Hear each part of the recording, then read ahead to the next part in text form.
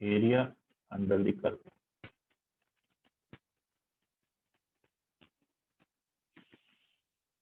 इस टॉपिक में last class में हमने पढ़ा था सम स्टैंडर्ड एरियाज, ठीक है। नेक्स्ट अब पढ़ रहे हैं हम लोग, इसमें नेक्स्ट आर्टिकल है shifting of origin.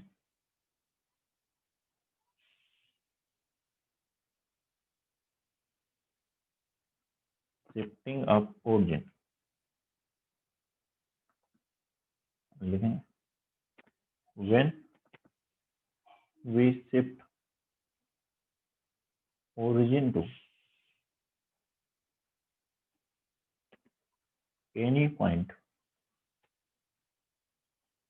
in xy plane, then area bounded by given curves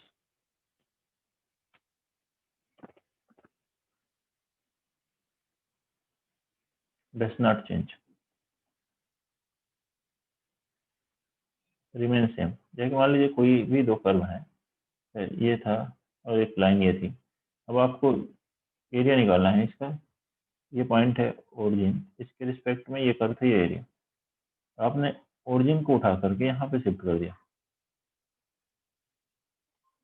यहाँ पे ले लिया ओरिजिन। यहाँ कैपिटल एक्स कैपिटल वाई, इस पॉइंट पी पे ओरिजिन को अगर शिफ्ट कर लें तो उसके रिस्पेक्ट में ये कोऑर्डिनेट चेंज हो जाएंगे इसके। लेकिन कर्व अगर वही है तो एरिया बाउंडेड तो वही रहेगा।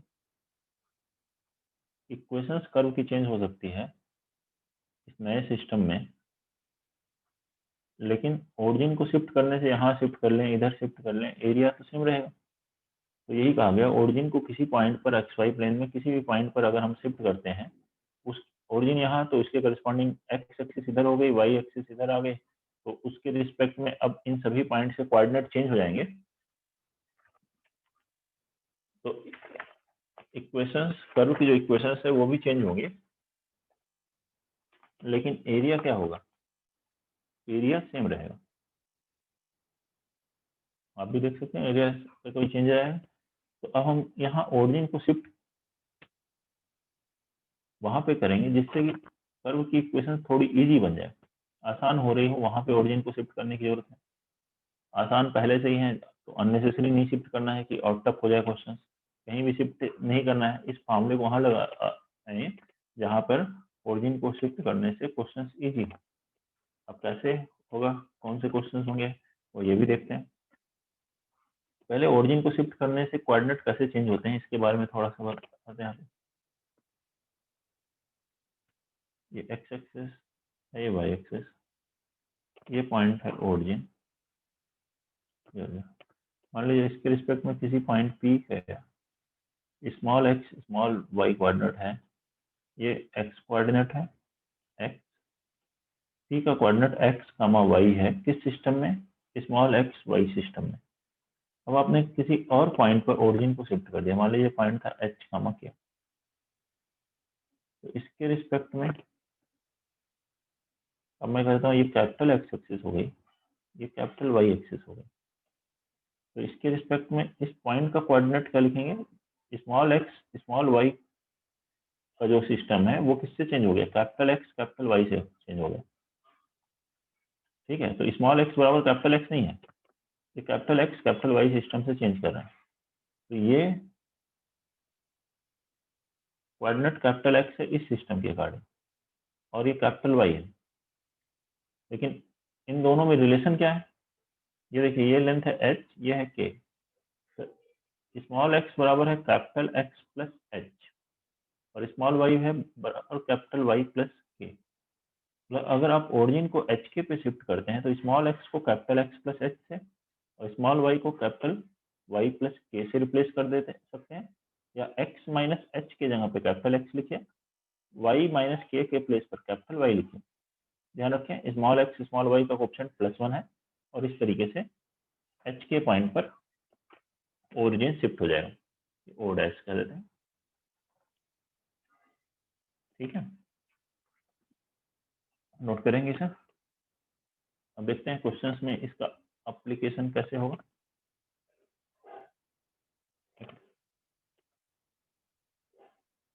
Find the area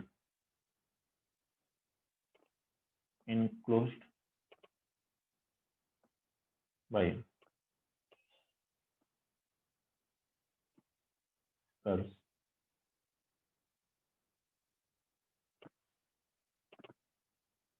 y square minus 2y plus 4x plus 5 is equal to 0 and x square plus 2x minus y plus 2 is equal to 0। इन दोनों कर्व से इनक्लोज्ड एरिया कैलकुलेट करना।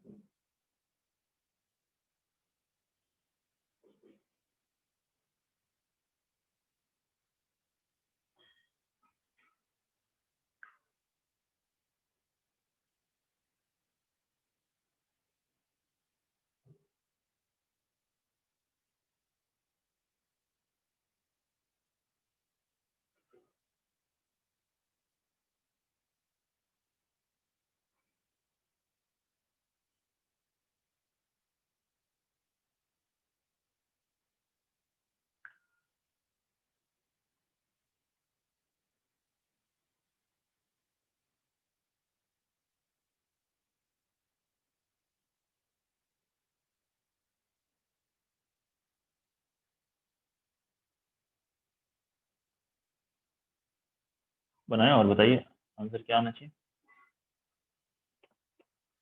ये दोनों ही पैराबोला है। दो कर्व हो तो उनके एरिया बाउंडेड के लिए क्या करते हैं, पहले उनका पॉइंट ऑफ इंटरसेक्शन निकालते हैं। लेकिन इनमें देखिए x की वैल्यू y के टर्म में रख के पॉइंट ऑफ इंटरसेक्शन निकालना बहुत ही टफ है। यहाँ देखिए ये दोनों ही पैराबोला है, y में क्वाड्रेटिक है और x में लीनियर है, या x में क्वाड्रेटिक y में लीनियर, तो वो पैराबोला की इक्वेशन होती है। या अभी अगर आपको क्लिक नहीं भी कर रहा है तो आप पैराबोला मत लिखिए, फर्स्ट कर्व देखिए लिख लीजिए। फर्स्ट कर्व क्या, Y square minus 2y plus 4x plus 5 is equal to 0।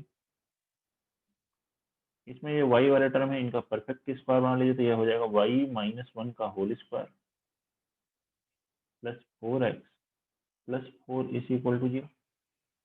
यहाँ से मिल जाएगा y माइनस 1 का whole square is equal to minus 4x minus 4, मतलब माइनस 4 कॉमन लोगे x प्लस 1 होगा। कोई डाउट? अब देखिए ध्यान से, तो जैसे मैंने यहाँ x माइनस h को कैपिटल x से रिप्लेस किया था, y माइनस k को कैपिटल y से रिप्लेस किया था, तो वैसा ही टर्म आ रहा। मतलब एक स्टैंडर्ड पैराबोला बन सकता है अब ये, अगर मैं y माइनस 1 को किससे रिप्लेस कर दूं, कैपिटल Y से, एंड x प्लस 1 को कैपिटल X से रिप्लेस कर दूं। और ध्यान दें, जैसे ही आप रिप्लेस करते हो किसी एक कर्व में या ओरिजिन को शिफ्ट किए, तो जितने भी कर्व हैं, जितनी भी लाइंस हैं दी हुई, उन सबकी इक्वेशन चेंज हो जाती है, शिफ्ट हो जाएगी और सेम रूल के अकॉर्डिंग शिफ्ट होगी।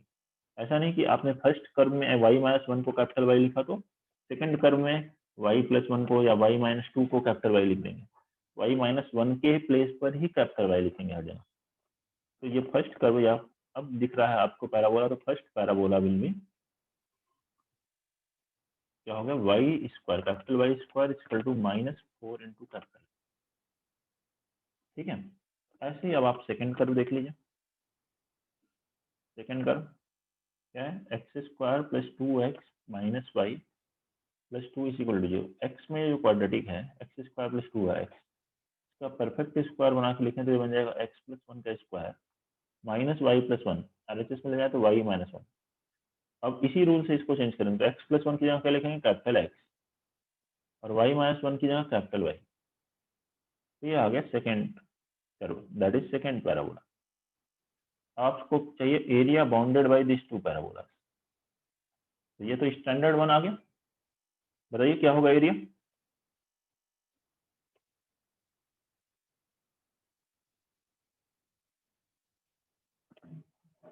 वही लास्ट क्लास में बताया था ना सिमरन, क्या होगा एरिया इसका।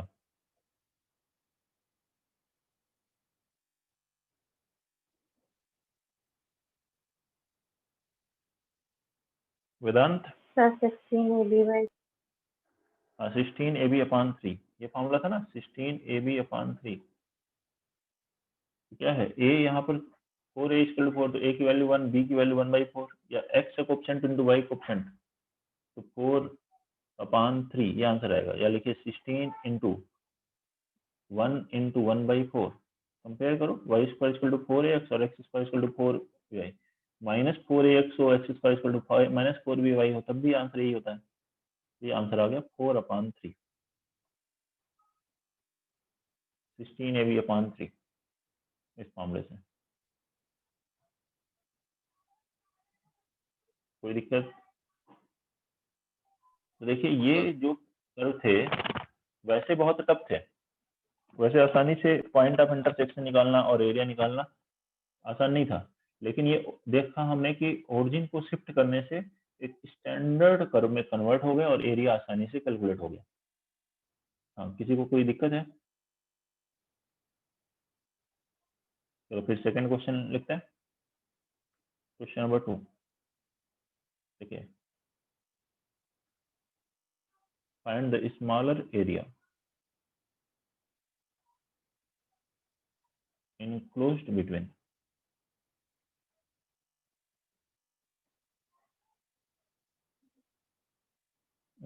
between ellipse 9x² plus 4y² is -36x plus 8y plus 4 is equal to 0, and the line 3x plus 2y minus 10 is equal to 0. Find the smaller area enclosed between the ellipse and the line. बनाइए से इस ellipse में और इस line से जो area enclose हो रहा है,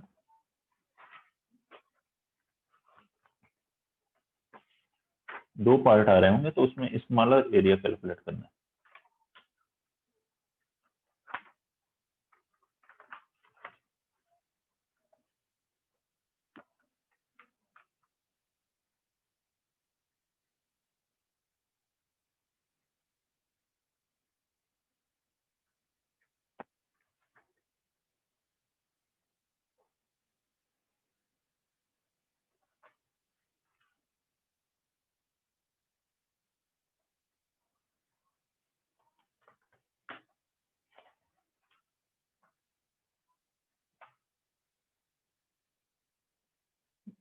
वैसे इसको भी कन्वर्ट करिए, जिससे कि देखिए कि कौन सा स्टैंडर्ड फॉर्मेट से बन सकता है question.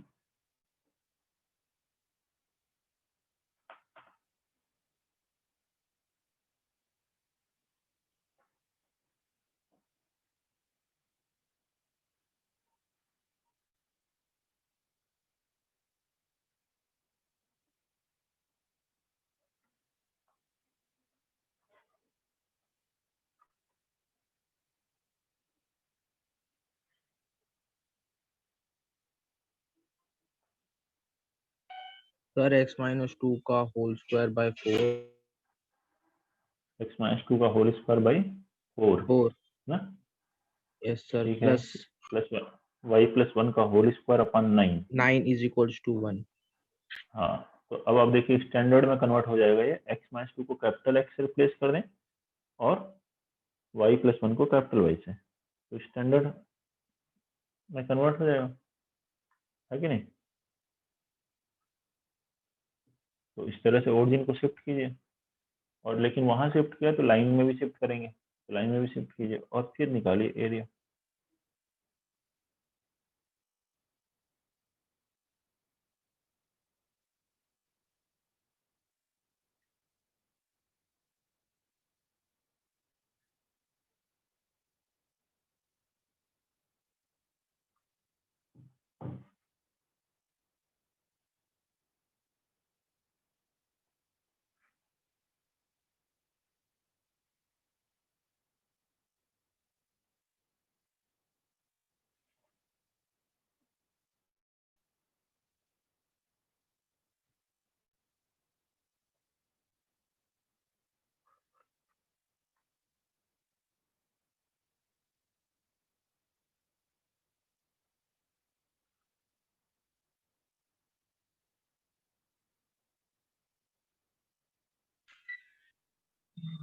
Sir pi by 4 minus 1।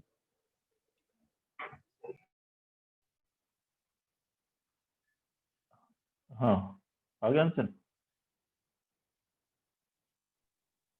Sir pi by 4 minus 1 square units. π/4 - 1 square units. π/4 - 1 तो नहीं है आंसर। सर 3π/2 - 3। 3π/2 - 3, ये सही है। 3π/2 - 3।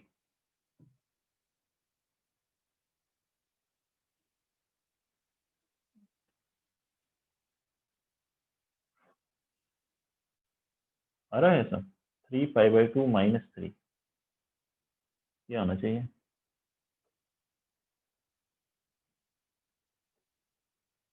आवाज वगैरह आ रही है ना मेरी आप सबको? सर एक बार सॉल्यूशन।